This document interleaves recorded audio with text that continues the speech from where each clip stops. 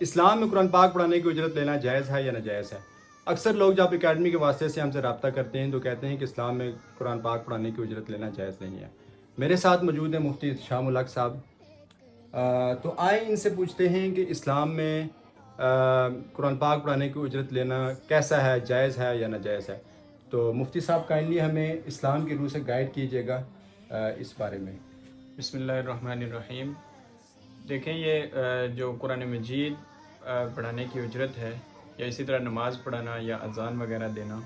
اس کی جو اجرت ہے یہ تمام اسلامی کام تو متقدمین علماء کرام کے نزدیک اس کی اجرت لینا جو ہے نا وہ جائز نہیں ہے، اور متاخرین علماء کرام اس کے بارے میں فتویٰ دیتے ہیں کہ اس کی اجرت لینا جائز ہے۔ اور چونکہ پہلے یہ نظام ہوتا تھا کہ جو جتنے بھی یہ اسلامی امور ہیں ان کے لیے باقاعدہ طور پر حکومت کی طرف سے وظیفے ہوا کرتے تھے اور وہ وظیفے لیتے تھے، اور چونکہ پھر یہ نظام ختم ہو گیا اور اب جو قرآن مجید پڑھانے کی اجرت اگر کوئی نہیں لے گا تو للہ فی اللہ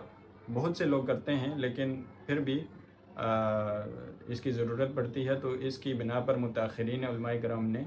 اس کا فتویٰ دیا ہے کہ اس کی اجرت لینا جائز ہے۔ اور دیکھیں اس میں ایک تعویل بھی ہے اور بہت زبردست قسم کی، کہ یہ جو اجرت ہے حقیقت میں یہ وقت کی اجرت ہے، جو وقت اپنا قیمتی دیتے ہیں اس وقت کی اجرت ہے، نہ کہ قرآن مجید کی، کیونکہ قرآن مجید کا کوئی نعم البدل نہیں ہو سکتا، کوئی مال اس کے بدلے میں نہیں ہو سکتا، تو ظاہر ہے وہ وقت لگتا ہے اس کو پڑھانے کے لیے یا پھر اور جتنے بھی اسلامی کام ہیں، تو یہ جو اجرت ہے اس وقت کی ہے، نہ کہ قرآن مجید پڑھانے کی۔